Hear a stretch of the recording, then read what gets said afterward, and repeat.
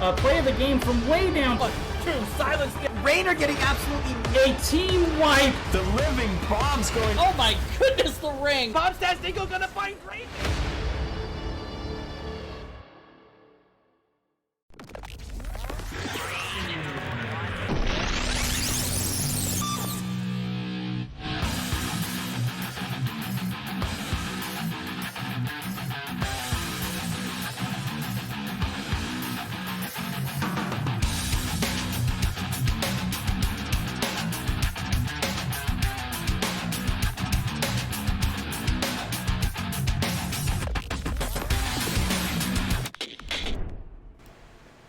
Hello everybody and welcome to the Nexus Gaming Series. I am Jayzon and we've got an epic playoff match here for you as we head into the first week here of NGS Season 7 playoffs. And here in B West we have the number 3 seeded sOaK LaNe versus the number 6 seeded Deviled Keggs. Winner of this match will advance on to face Uncomfortably Numb or Reborn Knights White, which I believe is a match that might have been playing earlier tonight, but either way, I want to let these guys know I am ready to go. I've got everybody in the lobby. It looks like our first map tonight is going to be Battlefield of Eternity. Should be a very interesting best of 3 series here. We'll get to the best of 5s until those grand finals at the very end. Got 4. I know you actually got 3 rounds in each set, and then one final round between B West and B East champions to see who will be the grand champion here. But got to take those first steps first, so can't afford to look past anybody here in the playoffs. B West, very competitive throughout the season, and it'll be very interesting to see how these teams stack up here tonight and who shows up to really play here as we head into the playoffs. I want to note for everybody, apologize, I'm having some camera issues. I tried to get those fixed earlier tonight. I have ordered a new camera, so later on in these playoffs, you'll get to see more than just my lovely face in a picture. It's okay, I know nobody's feelings are really hurt, but let's get on into game number 1. sOaK LaNe gonna get first pick, first ban here. Deviled Keggs going to be looking at the lovely map pick here for Battlefield of Eternity. A very battle-heavy map,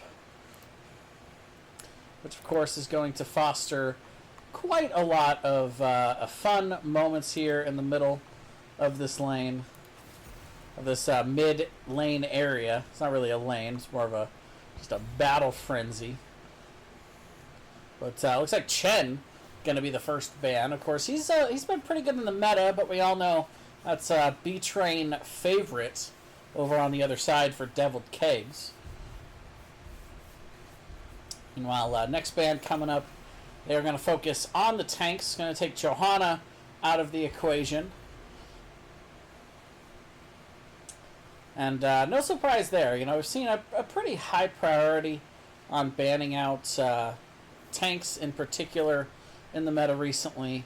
This is, of course, on Battlefield of Eternity, a little bit of a unique meta on this map in particular, wanting to focus towards that race. But Grievance in the chat saying, go Deviled Keggs. So we already got one Keggs fan in here tonight. Let us know who you're cheering for, and thank you everybody for coming out here on a Thursday night, the nightcap here in this first week of playoffs for NGS. Got a couple matches going on right now on some of the other channels, but this will be the final one to start. Well, meanwhile, we got Alarak and Tyrande banned out, so a couple of pretty map-specific power picks there. Alarak, of course, able to scoot people into those stun circles around the Immortals. Tyrande giving very good race potential with that Hunter's Mark from a support position, which is kind of rare for the supports. Meanwhile, ETC going to be picked up, a Philip K special. And just in general, ETC very strong from what I've seen in the current meta recently. He's been highly prioritized by a lot of teams. Very simple and easy approach to team fighting. Decent peels as well, of course. Good zoning. And meanwhile, we got Arthas and Li Ming on the other side. So B-Train, man after my own heart, playing the Li Ming tonight, representing. Now, Li Ming's got a couple different builds, one of which very, very powerful on the race potential. We'll have to see what B-Train wants to build here, if he wants to go with that that missile-style build that just shreds the Immortal, but doesn't give quite as much kill potential. Meanwhile, on the other side, we got Raynor and Lucio. So from right now what I'm seeing, Deviled Keggs maybe focusing a little bit more on the race potential. Meanwhile, the side of sOaK every lane, maybe a little bit more of the fight potential. Raynor does bring decent siege and decent Immortal race, especially if he wants to take Exterminator at level 1. That can really pump it up a notch. But Lucio, ETC, they're just not going to bring it as much. So they're going to have to rely more on the defensive posturing, the team fighting. It gives it a higher degree of difficulty, a higher burden of execution, if you will. But we've definitely seen it done. You know, it's definitely not a rare occurrence. Meanwhile, for the bans, we got Leoric being taken out here by Deviled Keggs, and a Nubarak banned out for sOaK every lane. So Nubarak, of course, well known as a high engaged tank, and very good for being able to interrupt those mosh pits. But B-Train should have force of will, pretty reliable in terms of the ability to interrupt that ult. And meanwhile, we got Varian and Greymane. So once again, Deviled Keggs definitely focusing on the clear, especially if this is Twin Blades Varian. Andrew should be able to just tear through that thing. Greymane, well known as one of the best racers in the game. Meanwhile, Blaze coming in here for the solo lane for sOaK every lane. And the final pick's going to be Chromie. And of course, Chromie used to be a well-known no-no on this map before her changes. Now her siege is pretty good. Her race is pretty decent. Definitely not the best, but not bad at all. And sTookov going to be the final pick for Deviled Keggs. They'll lock in that support. And yeah, this is really the unstoppable force, immovable object kind of matchup here, where we got sOaK every lane going to be probably focusing on the defense, can maybe throw some poking over to the other Immortal if they see an opening every once in a while. But meanwhile, Deviled Keggs, they really are going to be focusing hard on race, race, race. They want to be quick to rotate to these Immortals, and we'll see which strategy fares better here as we head in for game number 1. Always exciting when we get to playoff time here in the Nexus Gaming series. Definitely one of the funnest parts of the season as these teams grow ever closer to earning themselves the wondrous championship. That's what they're all going for. Step number 1 tonight here in round number 1. Now let's get on in here for that game number 1. On the left, we have sOaK every lane. We have Taranjo on the Chromie. Philip K going to be playing the ETC DMN13 on the Raynor. We've got Kid Lucio over here. And sOaK Apocalypse going to be on the Blaze. Meanwhile, on the right, we've got Deviled Keggs. Everybody going to spin round and round. We've got Andrew on the Arthas. We've got VZ on the sTookov. We've got RavenX playing the Arthas. We have B-Train on the Li Ming. And Contender going to be on the Greymane. The Stroke, thank you very much for the follow. Welcome to the stream. And welcome to everybody else watching. Game number 1 is now underway here. And these teams going to be looking for any advantage they can get. A little bit of bush checking going on both sides. Wave clear will get started. We'll take a look at these level 1 talents. As finally, Blaze going to lock it in. Waiting as long as possible. And oh, B-Train. Oh, B-Train. I'm so jelly right now. He's playing Aether Walker, folks. I love this build, and this does kind of point towards the idea that B-Train building for that Q style build. They recently added that 10% extra damage onto the Qs after the teleport, and that pairs pretty well with the other Q build talents. We'll have to see if he wants to build into that overall. It's very, very strong for race. But otherwise, pretty common across the board. Nothing too shocking coming out on either side. Meanwhile, the 4-man just kind of going back and forth. But up top, Contender has rotated away here. Apocalypse going to scout this out and going to try and make a deal of it. But now, Andrew comes in with that slowing aura. It's going to force him to charge on out. Meanwhile, down bot, sOaK Every Lane scouts this out, sees it, and will take a nice bit of advantage here on this bottom front wall. And actually, I think that's a better trade for sOaK Every Lane when you look at it. We're going to have up top, the camp is taken, so it's going to be a little bit of XP for Deviled Keggs. You know, nothing to tip your nose up at. But now Apocalypse in a little bit of trouble. Andrew's got him caught in this slow aura, and I don't know if Blaze can get out. Gets hit by the root, and that is going to be it. First blood going to go over to Deviled Keggs. Very well played up there. And you got to respect that cold aura coming in from Andrew. He's using it well. Meanwhile, camp going to be started over here by sOaK Every Lane on the other side. Bit of a level lead building now, as a little bit of that sOaK going to be lost up top, but not too much. Philip K rotates up to catch some of it, while Andrew is away grabbing the camp. And meanwhile, down bot, we got the camp pushing in for the side of sOaK Every Lane. They're going to cap it a little earlier, which, especially if they push this in a little bit, worth noting the bottom camp grabbed by Deviled Keggs there. If they can push this in a little bit, they can get a little bit more value that they've already started to get onto this bottom tower. And that's something that Deviled Keggs is going to want to answer to, but looks like first they're going to focus here on the race.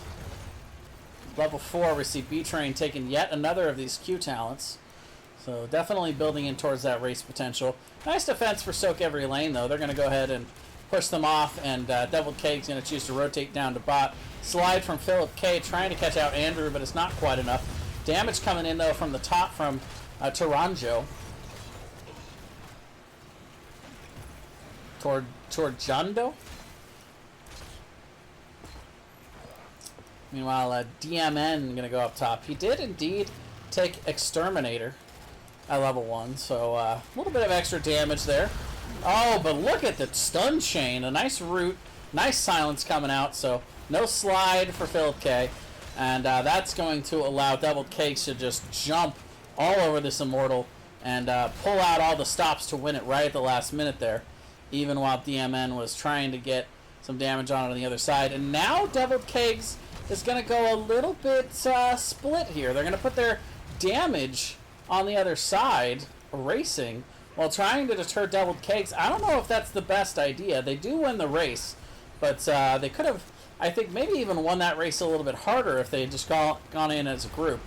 But sOaK Every Lane not in a position to really capitalize on that split.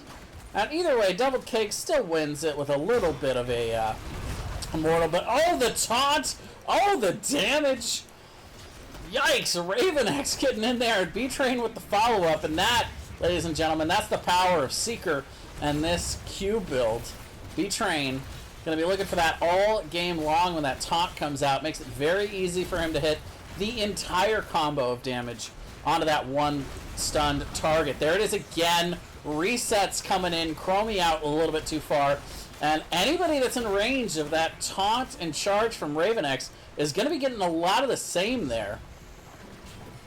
That's going to be all game long for Deviled Keggs. 4-0 on the kill count so far. They get the bottom fort, and now they're already in position here for this camp. It'll come right off a cooldown, right at the perfect time.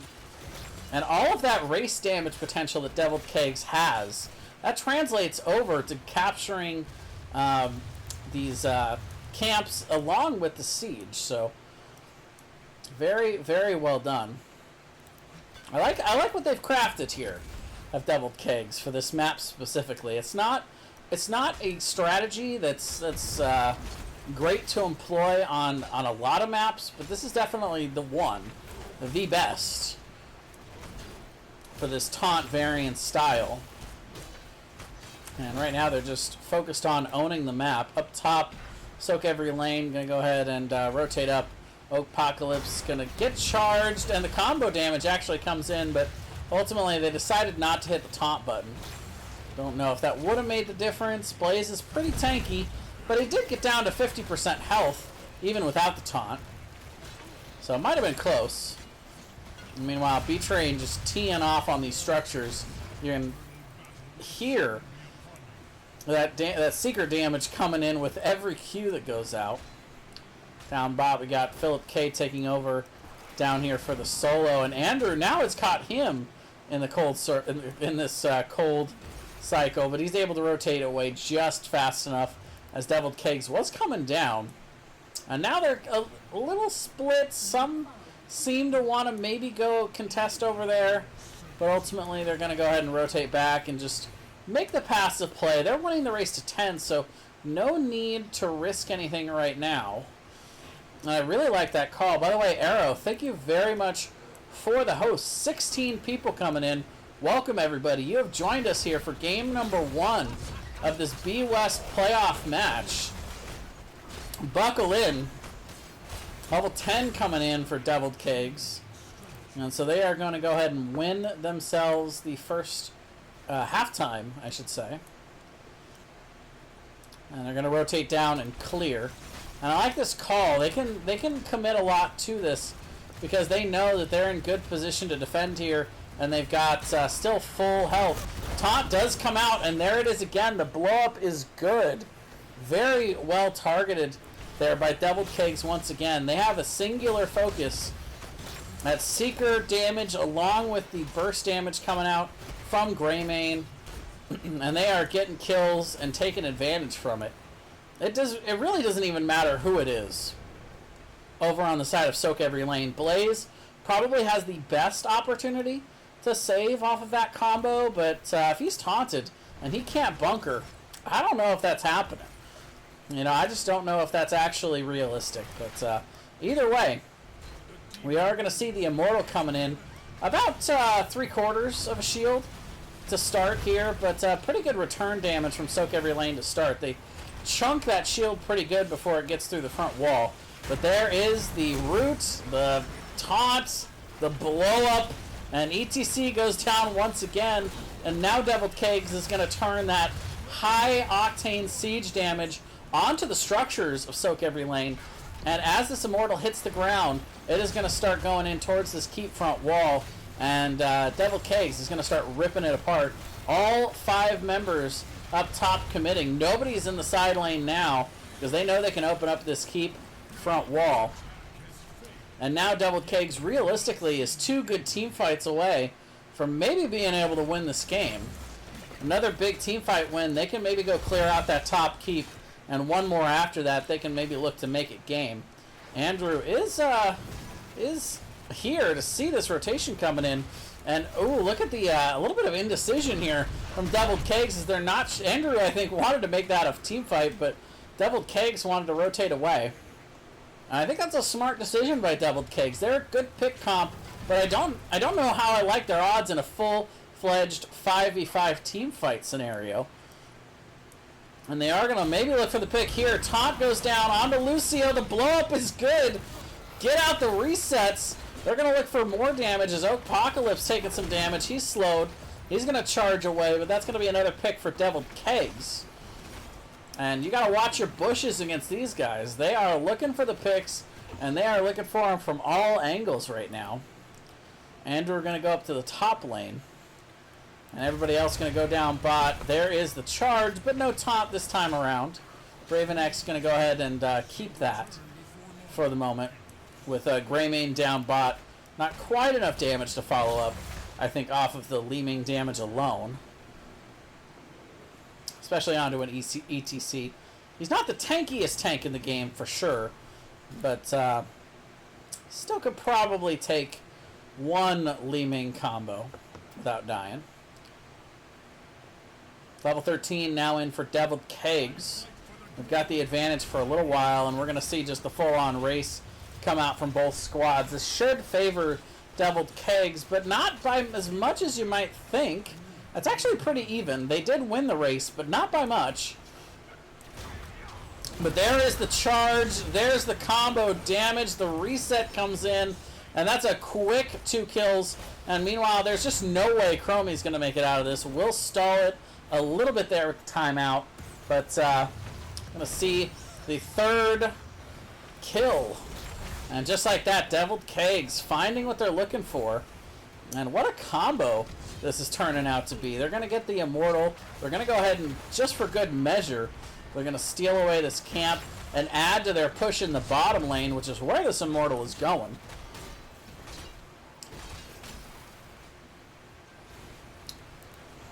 And now they'll be looking for possibly the first keep of the game here.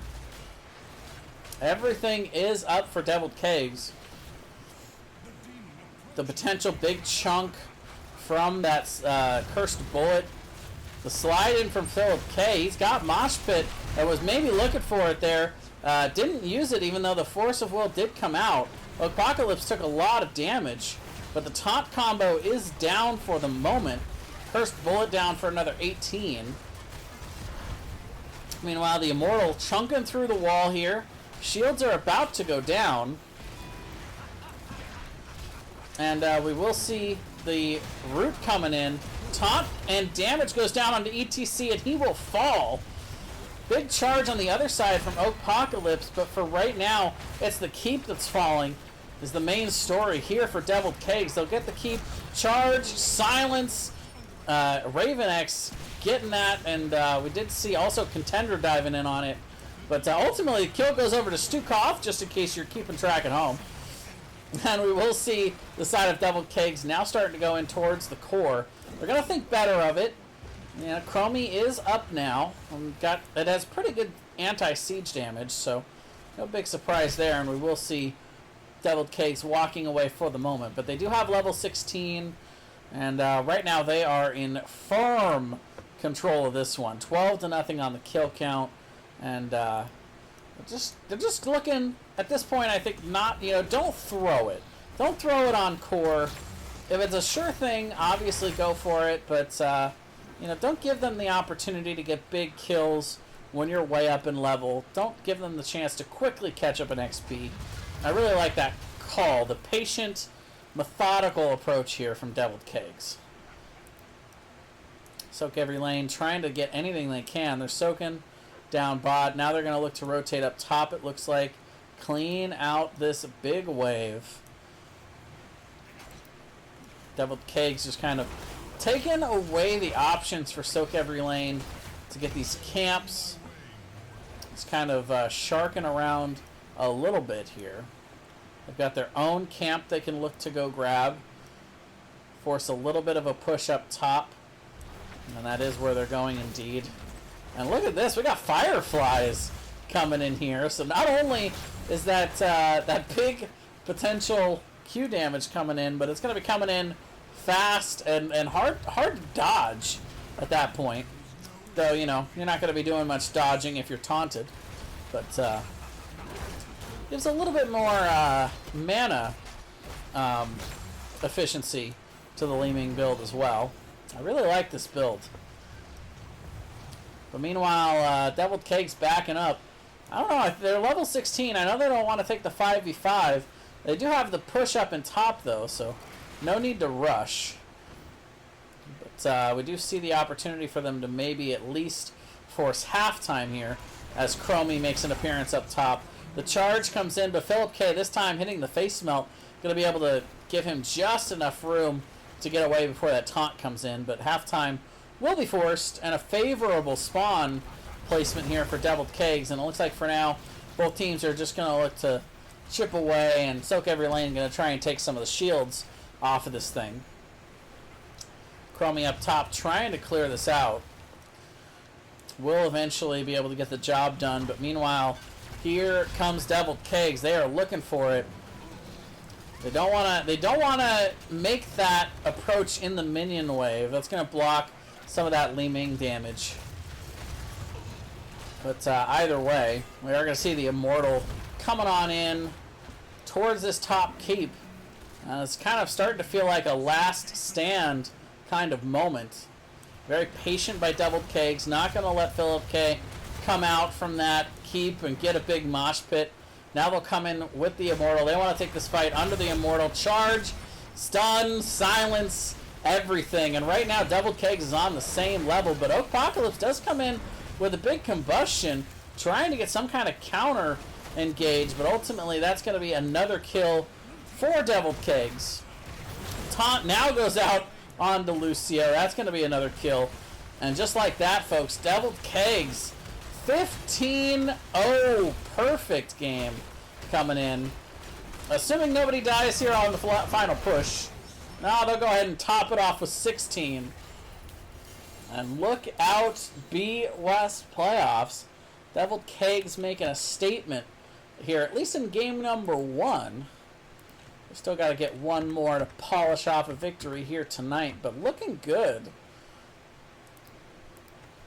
are the Deviled Keg boys. And, you know, looking at those, looking at just pure stats, just efficient damage, you know, not incredibly high damage numbers. You know, Chromie, actually the highest damage in the game, but very efficient hero damage across the board. You know, Li Ming and Greymane putting their damage in exactly where it needed to be to secure each one of those kills. Incredibly well executed and coordinated play all around. I'm going to give you guys one last look at these talents. Give you guys an idea of what all these players were building.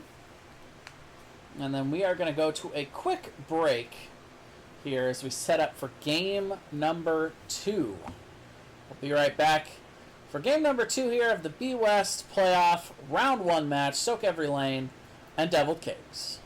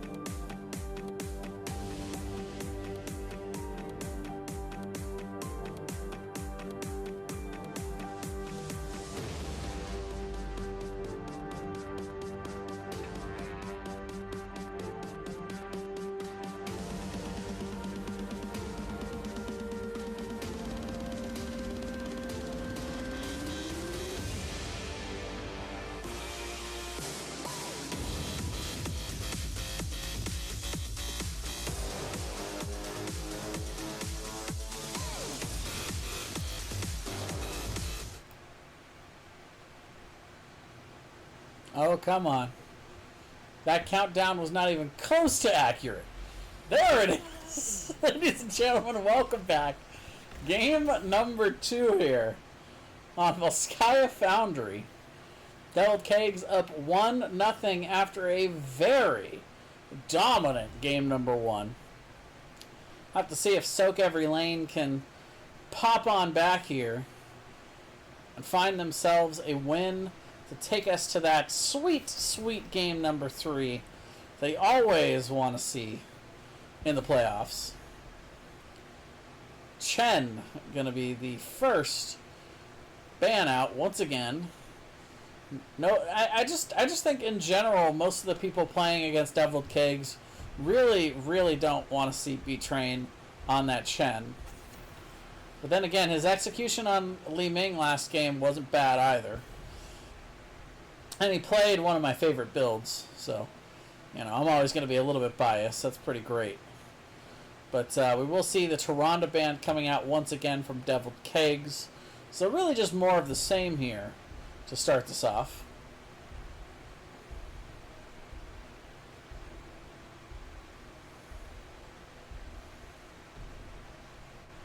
Kime rooting for sOaK Every Lane just so that we can get a game 3. I like that mentality.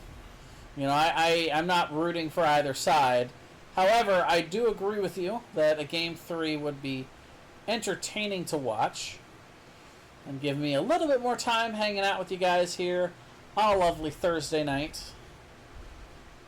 I'm going to shout out once again everybody for coming out and watching, and for the big raid from Arrow. Oh, and Ghost Bear Hots. Thank you very much for the follow.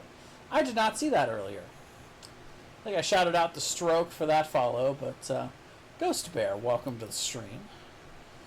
Meanwhile, we do see the Chromie being banned out this time by Deviled Keggs. They don't want to deal with that Chromie again from Tornado. Meanwhile, on the other side, Johanna coming out. So that was the other ban from Deviled Keggs last time around. So this time, Philip K going to make sure to get Johanna. Big priority there. Meanwhile, the sOaK banned out after a very, very well-played sOaK last game. And we did see, I believe we saw Alarak and Leoric banned out last game, so Deviled Keggs picking it up this time. So big adjustments coming out so far in the comps. So we're definitely, but could potentially see a very, very different game here in game number 2. So we'll see the Imperius and the Jaina coming out. Very interesting response here. Good burst damage. Can be a decent response to the Alarak, especially if there's some pretty hard CC to engage upon him before that burst comes out. So I do like that call from sOaK Every Lane. I like what they're building so far. But Jaina, big burst damage, not very good sustained damage, which is generally what you like to see on Volskaya Foundry. But, you know, if you can burst and you can get that combo and get the kills, then that can give you the advantage going in to these long, drawn-out phases over these control points. Hanzo going to be banned out from Deviled Keggs, not wanting to see that constant long-ranged poke coming in, and the ETC going to be banned out by sOaK Every Lane.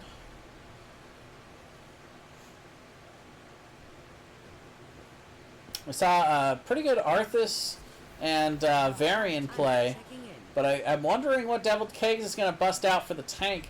The Lunara is very interesting. Typically, we see Lunara as kind of a pocket response to really heavy burst healing, something from an Uther where he doesn't have good sustained or AoE healing. Lunara very good to counter that. But we'll see. You know, again, the Ana pickup is interesting. Good sustained healing, sustained damage from Lunara, and Lucio a very good response to that style of damage. The Gul'dan also a very interesting pick. Double mage coming out from sOaK Every Lane, so going to be very, very heavily based on that ability damage. Though I will admit, as far as two mages go, Jaina and Gul'dan do complement each other pretty well, or complement each other, I should say. One burst, one sustained, and they're going to go right back to the Arthas for Deviled Keggs. They've got kind of that triple melee frontline style with the Leo and the Alarak, so they don't need somebody who's quite as tanky. They don't need quite as much peeling. So the Arthas, I think, definitely can fit that bill. And we saw a really good Arthas last game as well. So see if that carries on over here into game number 2. Very unique, very interesting drafts. Both teams pulling some interesting stuff out for us here tonight.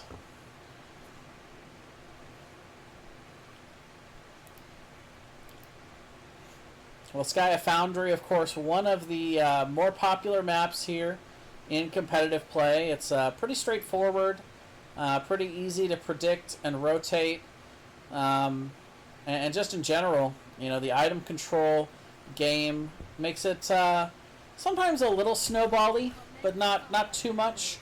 But the objectives, of course, very high intensity team fighting based. Now let's get on in here for game number 2.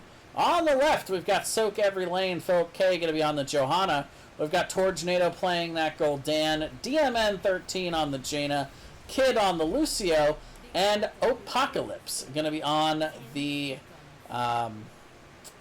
he's slipping my... Imperious. There we go. Slipping my mind there. Deviled Keggs on the right. We've got Raven X on the Arthas. B-Train going to be on the Lunara. VZ going to be on the Ana. We've got Contender going to be playing that Alarak. And down bot, a little further up than that, there we go. Andrew going to be on the Leoric. And with the best Leoric skin, might I add. Going to give a shout out to Mongoose. That's his favorite skin as well. It's going to be a pretty heavy wave clear advantage for sOaK every lane with this double mage comp. However, of course, they don't have quite as much sustain long term, for sieging as well as for these objectives. But definitely, I'm not going to be worrying too much about that wave clear.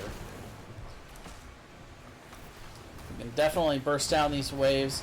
Definitely take down these siege camp, or these just the camps in general, pretty quickly with the damage they've got.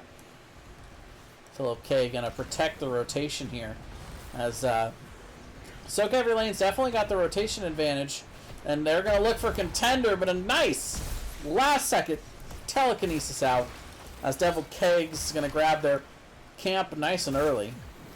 It's a very, very early but very efficient rotation, and now this kind of puts them in the driver's seat in this rotational game. They know they're going to have to send somebody, or, ideally at least 2 somebodies here to grab this camp for sOaK every lane. So, of course, we're going to see Deviled Keggs forcing the issue up top.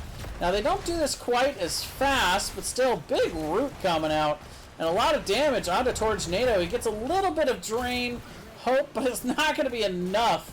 Or life drain, I should say. Drain hope is Leo. Speaking of which, here comes Andrew coming up to support, and that's going to be a very nicely executed early game here by Deviled Keggs. They're going to get themselves 2 toys to the 1 toy of sOaK every lane. Both teams with that turret, but that biotic emitter will give Deviled Keggs a very nice advantage going into this first set, this first control point, I should say.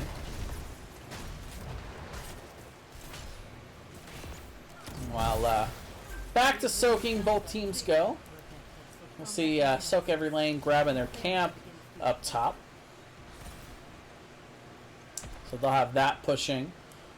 But looks like VZ and Contender are going to rotate to get this up top. So sOaK every lane will have a little bit of a positional advantage here for this control point. They may be able to start the charge. E-Day, thank you very much for the follow. Welcome to the stream. And we do have Andrew taking a little bit of damage there. We're going to have to walk his way on out of that one. But we will see a little bit of a push up top here by Deviled Keggs.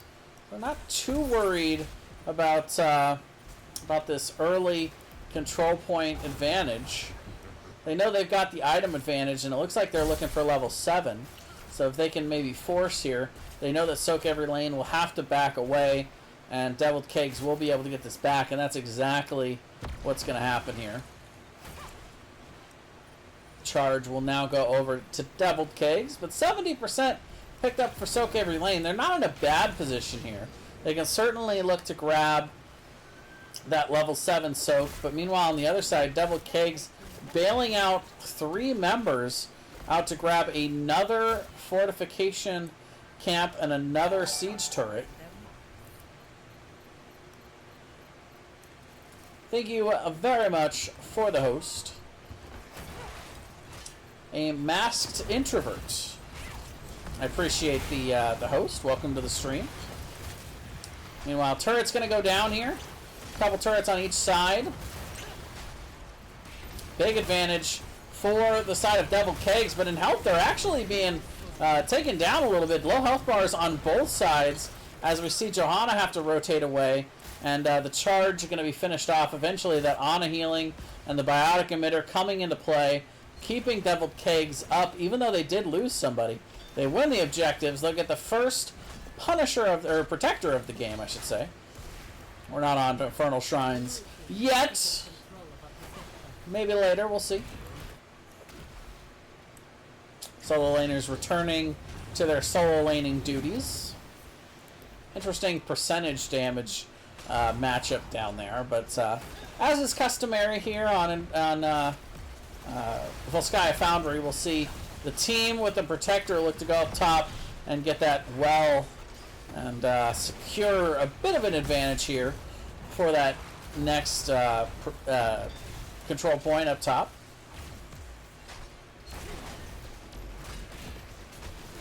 So yeah, Akhtar trying to make me talk for longer. That's dangerous.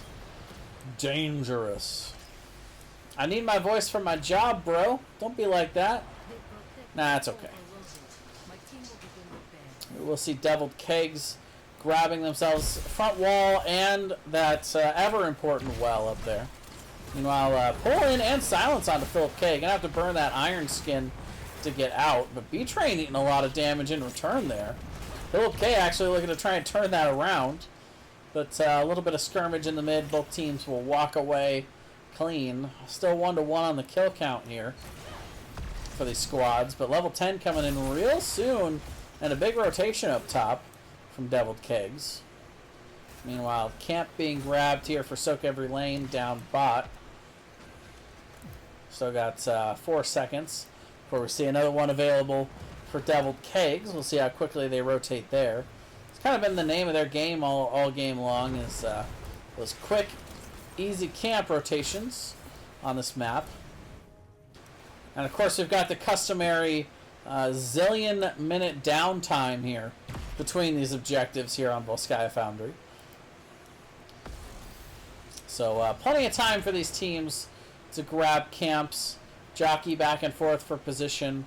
sOaK every lane gonna actually scout out up top. They're looking for B-Train, but we'll see Lunara bouncing away. That's a nice level trot to be able to get her out of trouble.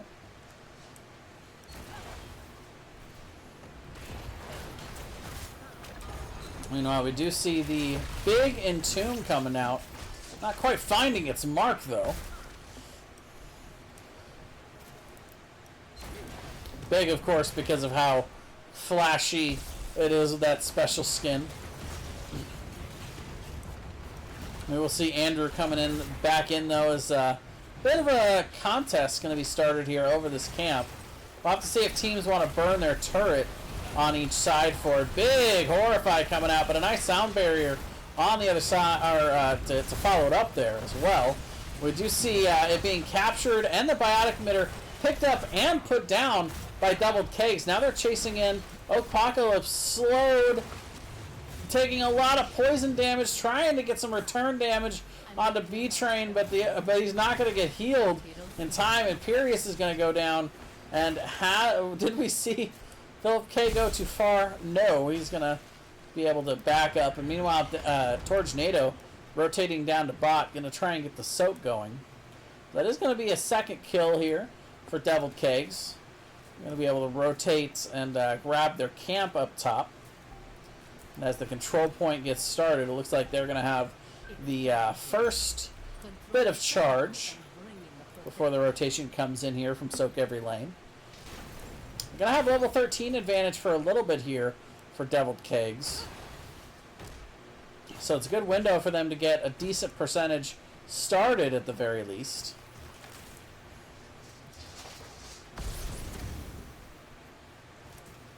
sOaK every lane should have plenty of time to clear this up top, grab their camp, and make their way up. They are grabbing the turrets down bot. Get them a lot of that XP they need for 13. Meanwhile, looks like they were starting to look for it, but that's a big cooldown coming out. But now actually it's going to turn into the team fight. VZ getting very low, trying to make it out up top. We do see the water elemental coming out, trying to focus him down from the backside, but it's not going to be quite enough. And Tomb comes out, trying to trap in Apocalypse, but he's turning around. He's got plenty of health. And sOaK every lane going to actually win that exchange this time around. Getting their first real team fight win of the series, kind of feels like. Grab themselves the charge on the other side. Worth noting, Deviled Keggs going to have plenty of time to grab this down bot, and it was just the Leo going down, so of course his death timer going to be a bit lower. And Deviled Keggs will have the opportunity to come back up top, and they do still have the well to tap for the moment. sOaK every lane, maybe looking like they wanted to try and get in there and finish that off, but not quite working out for them this time around. 70% on the charge, but Deviled Keggs is here and is ready to fight over this. There it is, as Andrew steps in, and we'll have that contested status for the moment. We do see the turret going down. No toys over on the side of sOaK every lane. They're going to go right to the back, though. Big Horrify. The Counter-Strike comes out, giving a lot of damage back. The Entomb trapping people in on the backside. DMN goes down. Tornado getting low, but the Sound Barrier going to save him. It's a 2-for-2 exchange. And B-Train super low on the backside, trying to come back in, poke a little bit with that Thornwood Vine. But we do see the damage coming out onto Apocalypse. That last basic attack was almost enough, but it's going to be a 99% charge, stopped by Deviled Keggs. They're going to get back on this point, and I think that might be it. Yeah, Kid is up here, but there's just nothing he's going to be able to do. And just like that, we're going to see the second objective, the second protector coming out for Deviled Keggs, as they look to finish off this series with a clean 2-0 and advance to the second round here in the NGS Season 7 B West playoffs. sOaK every lane answering here with a lot of damage coming in on to this protector. Going to force him to back away. I do have Deviled Keggs clearing out mid lane, down bot. We've got Apocalypse getting some sOaK. Level 16 coming in soon for this squad over on the side of Deviled Keggs. Though sOaK every lane's pretty close to it as well. Imperius just on the side push. Camp up top as well. So sOaK every lane's actually getting some nice advantages in those other two lanes, while Deviled Keggs trying to push the mid. Typically we see teams take this protector down bot to try and get that well.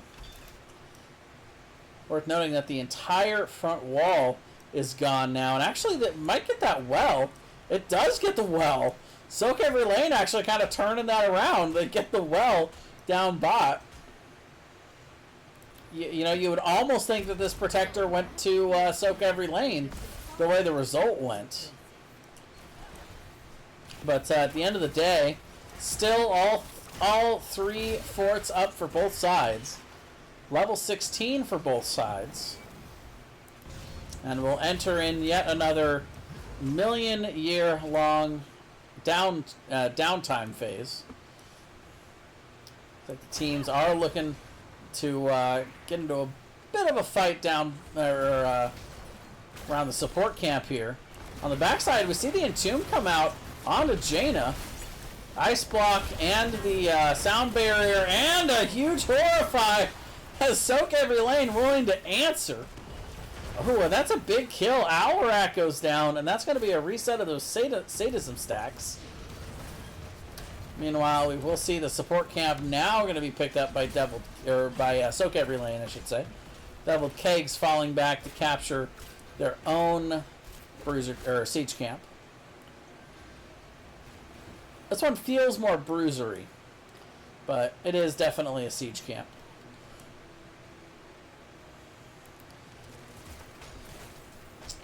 Five to 4 on the kill count. sOaK every lane. Doing a nice job staying in this one. Taking momentum onto their side a little bit here. And look at the jump there from Kid. And we're going to be forced to Wraith Walk out of that.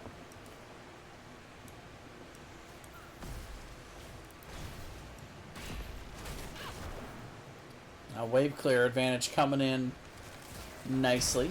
Up top, though, big damage. They're going to lose this fort. That's actually kind of a big deal. It's going to start spawning those catapults up top. Now, with the next objective being the C control point down bot, that's going to be a bit of an issue if that lane starts to stack up. Actually, didn't see the first catapult that time around.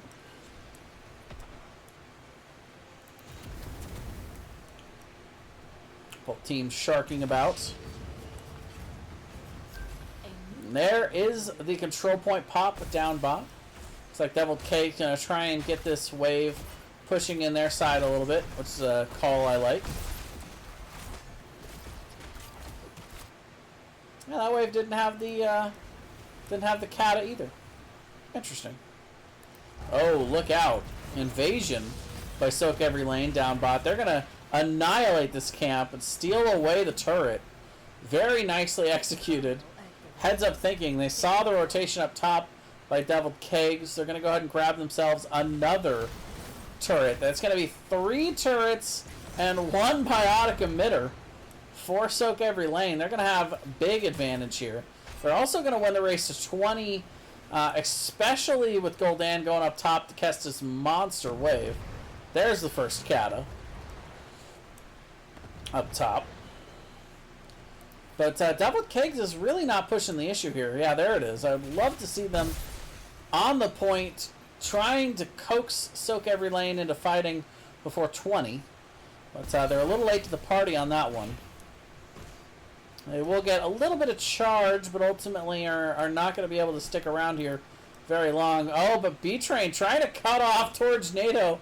They were trying to look for that. That actually would have been kind of a brilliant commitment on their end. They maybe could have gotten that kill, gotten level 20 a little bit faster, and had the man advantage. But now it's going to be Andrew having to Wraith Walk out while sOaK every lane pushes in bot and starts grabbing themselves some of this charge.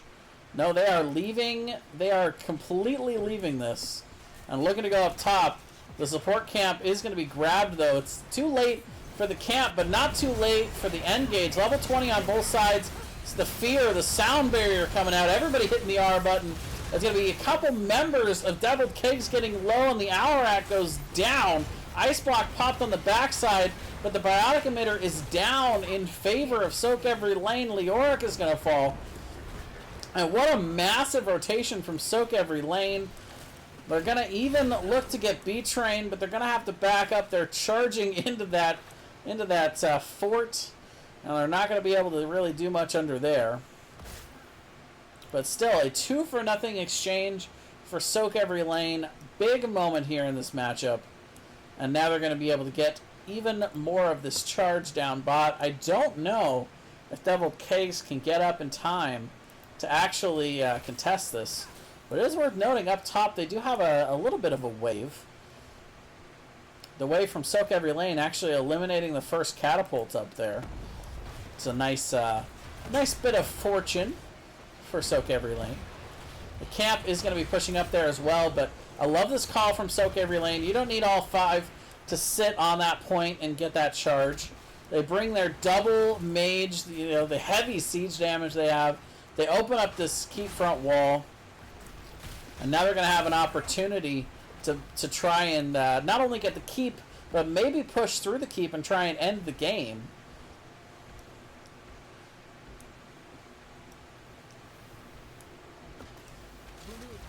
Worth noting that push up and top is starting to grow a little bit there. But look at the push party from Deviled Keggs. They're going to have to back out of it eventually. It does get scouted out, but I love the call.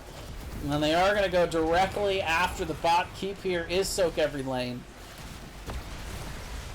They're going to get themselves this keep for sure with the use of this protector. Good counter siege damage coming out so far, though. But right now, it looks like sOaK every lane going to step in, try and find themselves a kill. It actually is big damage in return on the other side onto Oakpocalypse, but he pops the old huge Horrify, and Arthas is going to go down. They actually have stepped out of the protector and are just fighting 5v5. What a brilliant idea for sOaK every lane. They get 3 kills, and now they're going to be going directly on core. Who needs the protector anyway? sOaK every lane going to win game number 2 here on Volskaya Foundry. And ladies and gentlemen, we're going to go to a game 3 here in the B West round 1 playoffs. Very, very well done by sOaK every lane. A good all-around game, very even through the beginning and a lot of the mid-game. But boy, did they finish strong here on Volskaya. A very different draft and a very different result there from game number 1. Signs of, not only signs of life, but signs of maybe being able to take the reverse sweep and win this series. Tornado with just a massive, massive amount of siege, and both the mages dealing a lot of hero damage. Very impressive from these squads. And Lampico, as much as I wish I could play with you guys, I'm sorry. I got one more game. But I really want to shout out these squads, both playing very well in that game number 2 and putting on a very entertaining series for us. We'll give you guys one more look at these talents, and then we're going to go to a quick break here while we set up for game number 3. So we'll be back in just a few moments to finish out this one. Don't go anywhere. Hey, it's you. I'm gonna start crazy here. Please tell me we're going in. Hey guys.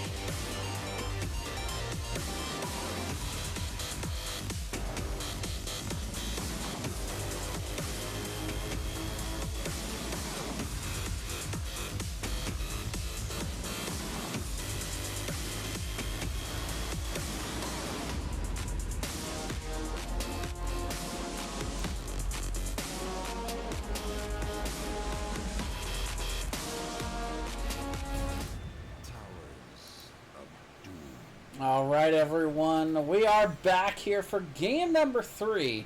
sOaK eVeRy LaNe trying to bring this one back against Deviled Keggs here in this Division B West playoff match. Coming up first, pick first ban. We got Deviled Keggs, so a little bit of a change up here. sOaK eVeRy LaNe electing to go for the map pick and taking us here to Towers of Doom, which of course is a very unique map here in Heroes of the Storm. We gotta have a lot of priority on quick rotations, team fighting, and of course the ranged poke can always be a big factor here. Your ability to interrupt these altar caps. And Tyrande, for the third game in a row, going to be banned out from Deviled Keggs. So, somebody on sOaK eVeRy LaNe must play a mean Tyrande, because they're just not having it. And for the third time in a row, Chen going to be banned out. So kind of expect that Tyrande to be around the same range as B-Train's Chen, which is just a very, very frightening thought from Kid on the other side. So we will see second ban out coming out here. We've seen a priority on tanks. We saw a little bit of an adjustment in game number 2 off of some of the strengths and weaknesses we saw in game number 1, and this time just a ban out of nowhere from Deviled Keggs. They're going to take away the Malthael, which of course is a pretty popular hero here on towers. That double soak ability between mid and top, a lot of times a big factor on this map. So going to take that opportunity away. And the response from sOaK eVeRy LaNe. Let's see what they ban out here. They're going to take out the ETC. So they did ban that out last time around. It was in the second phase. But they're not wanting to play that ETC, but definitely not wanting to see it on the other side. First pick now for Deviled Keggs, their first opportunity. And they are going to get the Johanna this time around. Raven X going to be leading the charge there on the Crusader. And of course, made even stronger by the fact that Malthael is not on the other side with that last rights and the ability to try and chunk them from that 33% health pool. Meanwhile, Kid going to go back to the Lucio. Those sound barriers last game were incredibly powerful and very impactful throughout the game post 10, but Hanzo also going to be picked up. It's worth noting that Deviled Keggs did ban that out last game. So this time, Tornado going to have the Hanzo to be able to poke from that range like we had said before. Definitely something that teams want here on Towers of Doom. It's going to give them a very strong ability to deny these turn-ins. Contender going to go back to his Alarak, and Blaze going to be picked up here for Andrew. So a bit of a change up there in the solo lane department, but very strong front line.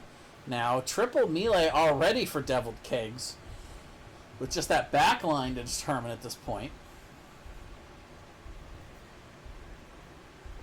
And by the way, now that we're back, I want to shout out the subscriptions sent here. Thank you very much, not only for the sub, but also for gifting the sub to Enjoy. For Enjoy to Enjoy. Sorry, had to do it. We are going to see the Ana being banned out. So not wanting to see more of that heavy sustain that we saw in game number 1, I believe. And we will see it was last game that they had the Ana. But Leo going to be banned out on the other side. So again, not wanting to see those entombs come out from the side of sOaK eVeRy LaNe. Leo also not bad in the double soak game, so another strong pick specifically on this map. Do wonder what that front line is going to look like for sOaK eVeRy LaNe. Diablo coming out here along with the Kael'thas. So once again, sOaK eVeRy LaNe going to a double back line. It's not quite double mage like it was last game, but Hanzo does kind of have that long-ranged poke style. It's not burst oriented. There's not a whole lot of AoE damage in it, but Hanzo does just kind of have that air of a really strong backline range damage. And look at that from Deviled Keggs, Vala and Ariel. Yeah, and that's pretty strong with the frontline combo. I really like it, actually. It's kind of it's obviously, you know, a lot of times you see Vala come out with these hyper carry Vala double support comps, but when you've got a frontline like that, it almost functions in a lot of ways like what you'd see with a secondary healer, where it's just going to give Vala a lot of room to operate and a lot of margin for error, if you will. Meanwhile, on the other side, Apocalypse going to go with Imperious this game, so we're going to have the front line of Diablo and Imperious, so quite a lot of engage potential, especially if they can find those kills on Alarak this game, kind of that ooey gooey center of that front line. But we'll have to see which team can engage on the other more effectively. We did see some changes to Ariel recently, so we've started to see a little bit of a re-emergence of the Ariel play. But it's always kind of been hanging around with that Vala just for the synergy that they give. A lot of hope from that Vala damage, and Vala needing a lot of healing with that low health pool. All right, let's get on in for game number 3. We are on Towers of Doom. Winner moves on to the second round here in the playoffs. Loser will go home having made the playoffs for Season 7, which is a pretty decent achievement in and of itself, but we'll go home indeed. On the left, we've got sOaK every lane. Philip K going to be on the Diablo. We've got Kid on the Lucio. Apocalypse playing the Imperious. Tornado going to be playing the Hanzo. And we've got DMN13 on the Kael'thas. On the right, we've got Deviled Keggs. We've got VZ on the Ariel. We've got RavenX going to actually be playing the Vala. B-Train swapping over to the Johanna. And we're going to be on the Blaze. And who did I miss here? We got Contender on the Alarak. So immediately, both of the solo laners are going to go straight up to top. Both teams going to look to get the wave clear going here in mid and rotate their way on down bot. Neither team wanting to overstep here. A little bit of caution being shown to kick off this game number 3.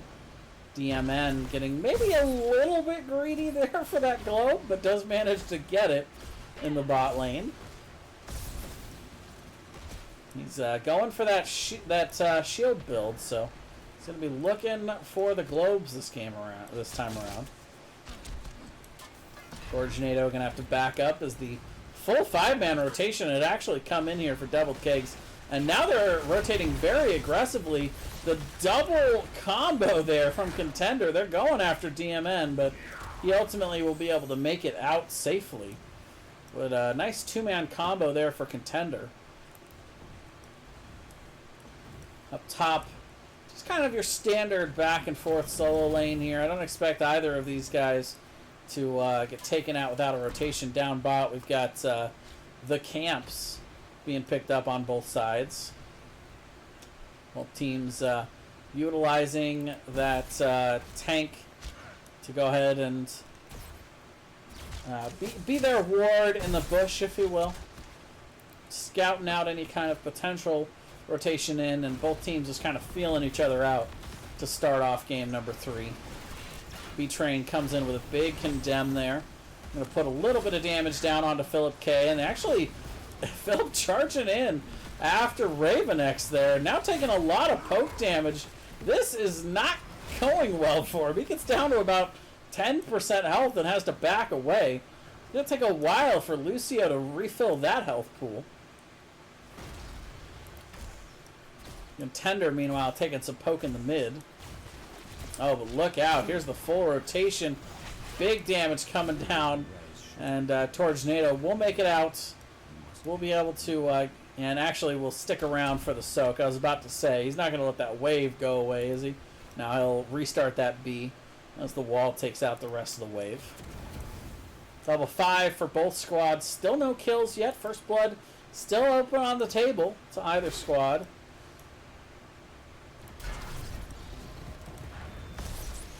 And we will see the triple altar spawn And the first opportunity for some shots as, oh, DMN in there a little bit too far, taking a ton of damage, is able to back away though. Nice peels coming in from Philip K and from Kid there with that boop. Both teams going to grab their top altar. And now in mid, we're going to see Deviled Keggs with a very favorable position.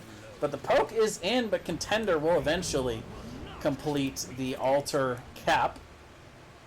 That'll be a 4-point lead now for Deviled Keggs. Nothing to write home about, but, you know, not a bad start. As the double soaking from Blaze coming in as a factor. A little bit of an XP advantage for sOaK every lane, kind of living up to their namesake so far here. Still no kills on the board after that first objective. If I were putting money on it, I would have guessed that we would have seen that that first kill come down in that first phase, but both teams playing very patient. For either team, this could be their last game of the season. Now, for one of these teams, it will, and nobody wants to be that guy that makes the first mistake. Nobody wants to be the one to die the first death here on Towers of Doom in Game 3. And you can see it. sOaK every lane. Saw that rotation coming in. Hanzo in mid, Imperious in top. They said no thank you. Very smart, but very unfortunate need for that rotation. But look out! No! George NATO with a very unfortunate rotation through that mid lane there. He's going to get taken out. And that is first blood for Deviled Keggs. B-Train is in there super deep. Granted, it's on a Johanna. He's fine. He's trying to get that wave in. And they will get all three of their sappers in to deal some decent damage down there on the bot. Big wave now for sOaK every lane to pick up. And Hanzo is going to be back just in time for these altars to spawn. Worth noting that Deviled Keggs is going to have very favorable positioning in the bot.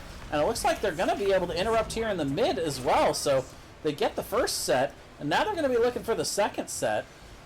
And, you know, of course, here on Towers of Doom, it's not the end of the world if you give up some early shots, but this would be a big lead if they're able to complete this. Raven X is capping on the backside, and it looks like sOaK every lane's not going to be able to get anything through this big front line to be able to get down to him. And, in fact, Hanzo going to go down in response. Deviled Keggs scoring big here early. They now have a 12-point lead on the shots. And now about almost a level lead at this point as they get another big combo from Contender. This time on to DMN. Philip K trying to see if he can drag anybody out of position, but Deviled Keggs have a lot in the way of mobility to be able to reposition themselves and get back in behind their tank, behind B-Train, and get to safety.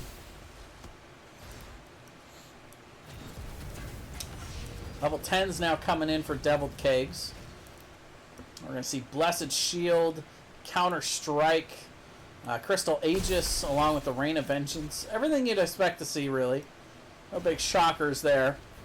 Up top, I don't see anything picked yet for Blaze. Oh, there's the Blessed Shield, Rain of Vengeance. Counter Strike actually not really finding anything there. But we do see the 10s coming out in response. We see the arrow into the apocalypse, but somehow, out of all of that mess, nobody dies. And we will see the double altar spawn up top, so everybody going to have to quickly start rotating. Looks like Diablo had already started his back, so Philip K going to get to about 2/3 health before he starts running towards this top lane, this top area. Once again, Deviled Keggs a little bit quicker on the cap, and being this far ahead with level 10s, no surprise to see them just be willing to trade and keep their 12-point lead. No need to risk it at this point. 32-20 now in favor of Deviled Keggs. Deviled Keggs, you could say, is halfway there. They made it halfway to round number 2.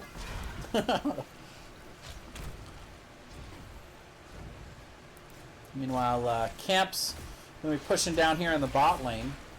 sOaK every lane a little bit quicker to grab theirs, but Deviled Keggs able to rotate in and very efficiently take down these sappers.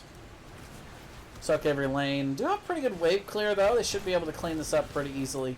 And right now, Deviled Keggs not going to look to push the issue there, but instead are rotating here for Apocalypse, and he's going to have to use that spear to get himself out of that and get to safety.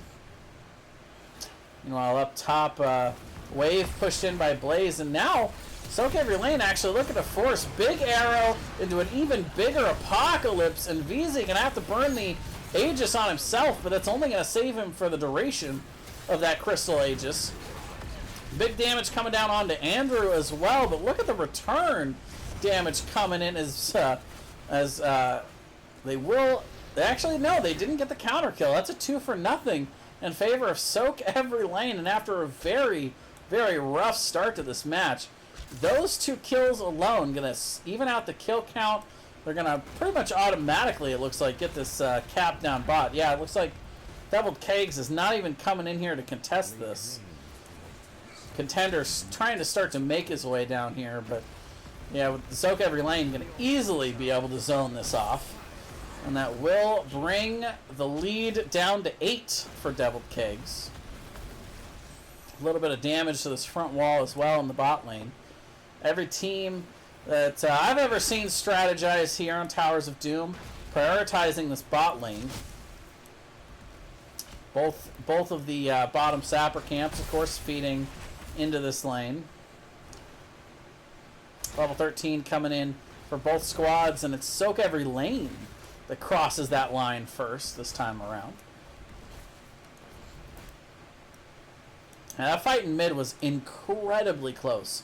Just a little bit more health, you know, a little bit more sustained damage, a little bit more burst damage onto those low health targets, and that could have easily gone the other way. Wow, rotation coming in from Deviled Keggs, another very aggressive, very efficient rotation. The camp does get captured, though. That Iron Skin from B-Train just a little bit late. And again, look at the combo.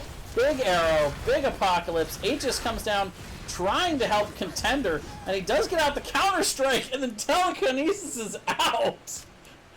Very, very smooth from Contender there.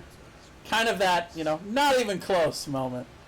He's going to have to back, but keeps the sadism that he had built up there over that bit. And they did get the kill on Diablo, so big kill onto Diablo. He is back now, but now has 0 souls to start out this triple altar phase. So this is a big moment for Deviled Keggs to try and take control of this game. Both the solo laners up top, going to go ahead and just exchange altars up top. No funny business up there, but down bot, we've got the 4v4, and both solo laners are going to rotate down, and it's the Diablo that falls first. He didn't have any souls. He's not able to survive here. Raven X charging forward on that Vala, going after Kid. B-Train going in deep. Andrew comes down with that big charge. Apocalypse arriving, trying to make something happen, but VZ capping on the backside. And it looks like for right now, Deviled Keggs is going to go back to that 12-point shot lead. 24-12 now on the cores. And Deviled Keggs back out front here. Actually, not back out front. They've been out front all game, but back to their biggest lead of the game. Nice combo from Contender. And even more importantly, they're going to get that bottom bell tower. So this may signal a shift in this match. Now Deviled Keggs going to be looking to try and push in these sappers, but look out. It's a full 5-man invasion here on the backside. Again, Big Arrow, Apocalypse hitting 2. Down bottom, look out. Contender has been completely isolated from the rest of the team. And there goes those Satanism stacks. This is going to be another big kill for sOaK every lane. They've been executing that combo fairly well. That time they get the kill kind of from just a bit of a split caused by that combo, if anything else. But we'll allow them to regain this bottom bell tower. 4-man rotation up Is this, they're going straight on to boss. Apocalypse, though, is going to figure this out. There's not really much he can do about it, though. Right now, the rest of the members of sOaK Every Lane are just concerned with getting this bottom bell tower back. So this is going to be free boss for Deviled Keggs and 4 free shots, which is definitely not to be taken lightly at this point in this game. It's going to put sOaK Every Lane down to just 8. And level 16 now in for both squads, as Deviled Keggs is definitely going to make it in here in time to be able to interrupt this. They're going to start with the poking a little bit, but there's the arrow. No Apocalypse available to follow it up, so no combo. But the Phoenix going to kind of stop them, and then between the bomb spread, at this point, Deviled Keggs is just too low to come in onto this. On the backside, Tornado going to go ahead and cap. Now it's going to be 4 shots going over to sOaK Every Lane. Bring it to back within 12. And you know, this Towers of Doom, folks, the shots, they really don't matter that much, to be honest with you. You know, it's how you win the game, but if you've got a level lead like Deviled Keggs does right now, that's really more important at this phase in the game than anything else. So if sOaK Every Lane can win a few team fights, get to level 20 first, they can easily turn this game around.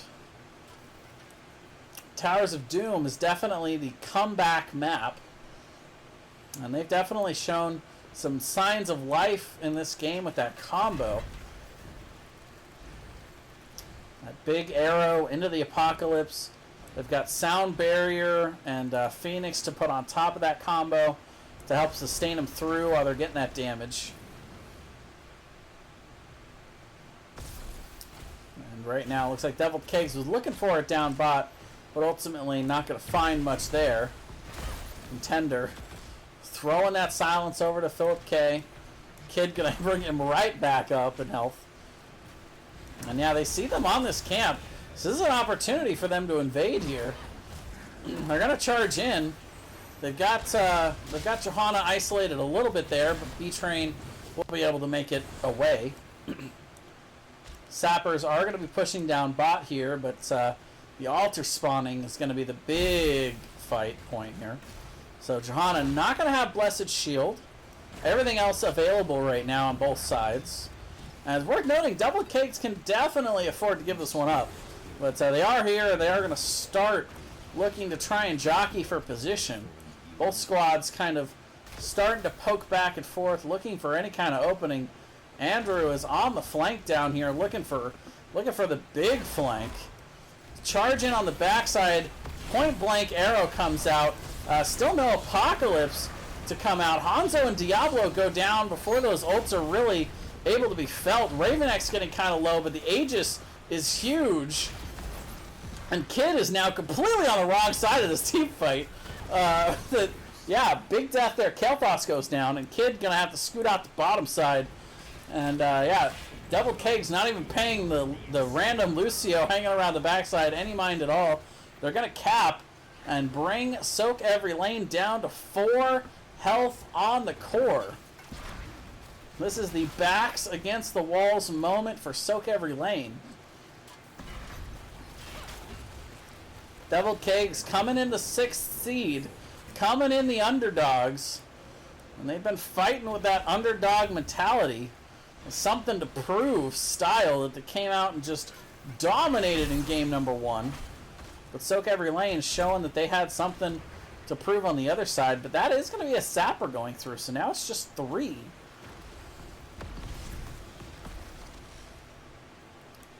Three health left for sOaK Every Lane. Bottom bell tower grabbed by Deviled Keggs.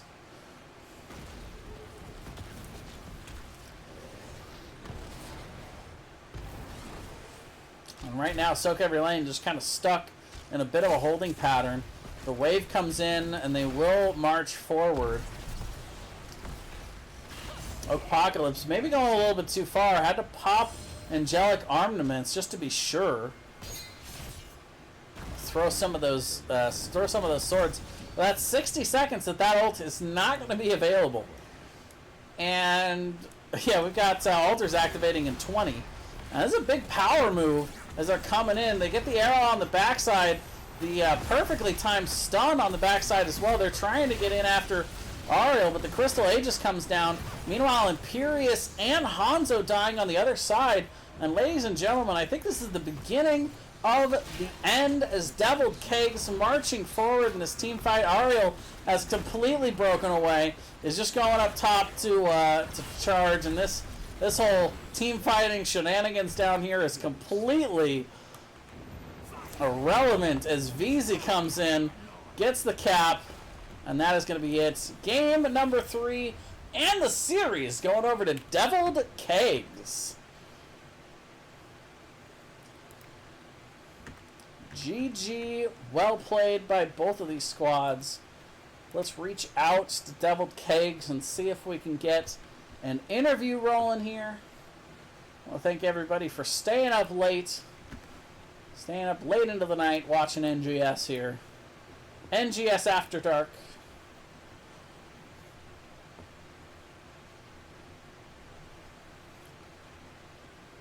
Massive amount of damage coming in from Raven X. A bit of a shift there in terms of roles. Deviled Keggs putting B-Train on the tank. Interesting approach to it. Worked out well for him. All right.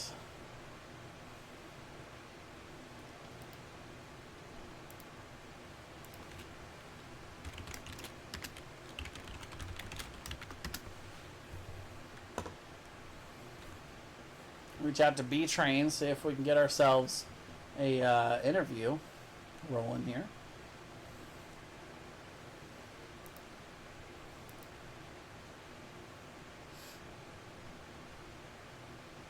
Had Kel'Thas dealing quite a lot of damage on the other side as well. Good siege damage. But ultimately, Deviled Keggs winning the team fights, building a very strong comp. We are indeed going to have B-Train in for the interview.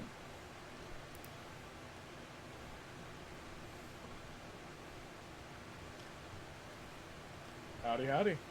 And we are joined by team captain for Deviled Keggs and my favorite caster from Season 6. Where you been, buddy? How's it going, B-Train? Dude, I've been lost in the sauce, man. I'm coming near like the end of my tenure with the military, so I've had a lot of stuff going on. I haven't had a lot of time to cast. It's been really unfortunate. That's all right. We've been overjoyed to see you still playing in the league and still hanging around in the community. And congratulations on the big win tonight. You guys went toe-to-toe with sOaK every lane. Underdog coming in from the rankings point of view. How'd you guys put it all together tonight? I mean, I think they talked about it a lot during Nexus Edge. We went through a role shift about halfway through the season, probably around week 5 or so. Thought you were going to say halfway through the series, but okay, continue. That too, but halfway through the season, we swapped one of our tanks stepped down. Raven stepped up to tank. We brought in one of our sub players on the main roster with Contender, and I shifted off lane. So we shifted 4 people, technically. The only person who stayed in their role was our healer. And we had already been comfortable. We'd taken a couple matches off teams that people didn't expect us to beat, and then we were just in a groove for the last half of the season. So I think when we came in and we saw we were against sOaK every lane, I mean, hats off to them. They played fantastically, but I think that we kind of felt more comfortable against them than some of the other teams because we knew that when we lost to them, it was before our roster change. So I think we felt more comfortable in the skin we were in this time. Yeah, and it really showed through in that game number 1. Looking at you guys put together just really a complete game, top to bottom. Tell me about your experience on Battlefield of Eternity. Well, I was going to pick a good talent on Li Ming at level 1, but I remember you were casting, so I picked Nathan after. And I love you for it. Give it to you. Yeah. But no, we've been running some weird things. We had some scrims with other teams, and we've been playing some other unmentionable heroes and comps, and this one was kind of one of the lighter ones that we haven't tested as much, but you know, we figured put it all on the line, and we played it. Our draft went pretty flawlessly for how we had imagined it. They picked some things that we weren't ready for exactly, but I think most of it was just execution, and we were just so comfortable with what we were playing that we just kind of, you know, grabbed that bull by the horns and just drove it all around. Yeah, so game number 2, the Chen bands continue. sOaK LaNe comes out with a really strong performance overall. Anything you wish you guys had maybe done a little bit better on Volskaya? I think we just had some like bad target focus. I think there were like times where someone would step up bottom. At one point we were fighting on the heel camp, and I remember Imperius and Gul'dan were wrapping around top, and I'm planting flowers in the bushes as Lunara, and my whole team sees Gul'dan, and they're just like, "Yo, Gul'dan!" and they YOLO down there, and Imperius and they saw Jaina, and Imperius and Gul'dan were behind me, and we just got really split. And a lot of the fights we got turned around, and then the last fight where they took us on the healing camp right when we hit 20s. They just absolutely just blasted us. They hit like a fat Horrify. They hit like a huge Imperius combo with the sound barrier, and we just couldn't kill anything. So their draft was pretty dope. I actually like 2 mages, and we've run it before. So as soon as we saw it, I was like, man, that's a lot of damage. That's a lot of damage. Yeah, it was huge. But then you guys come out in game number 3 with a very unique comp. I think this is the first time I've seen a Vala with just 1 support. Tell me a little bit about not only your comp strategy going into this, but also a little bit of a shift to putting you over onto tank.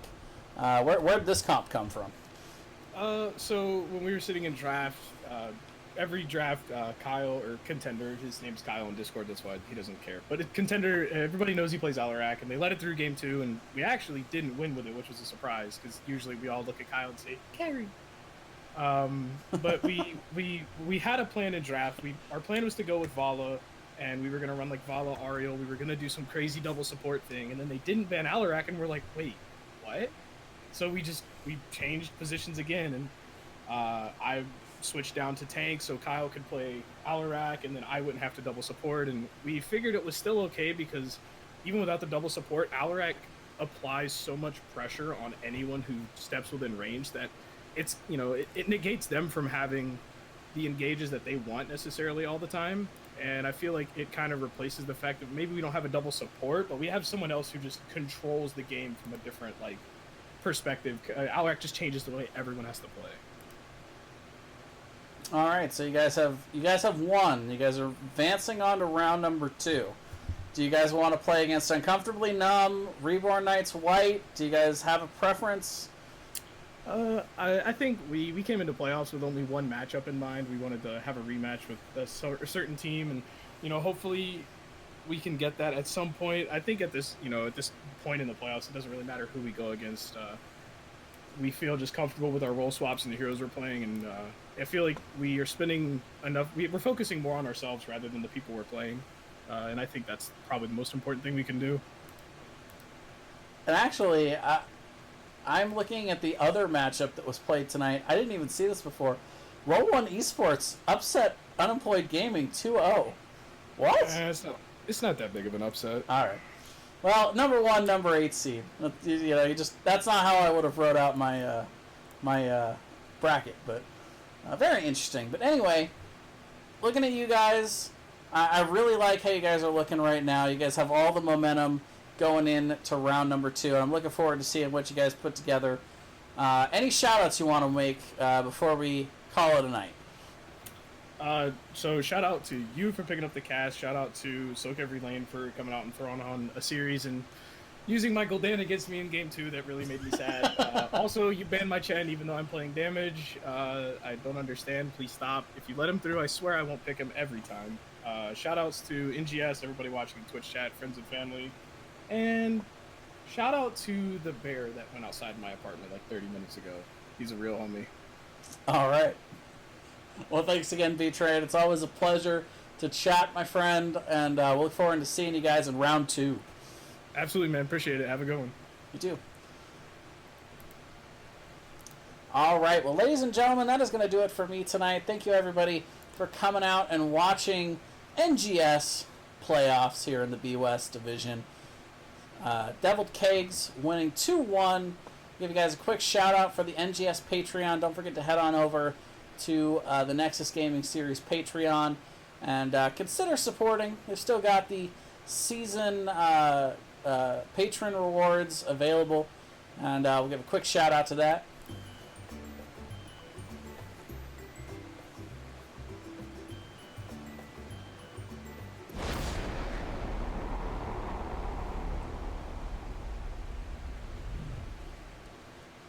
Thanks again, everybody, for coming out. The subscriptions, the follows, the raids. We love all the support we get from NGS.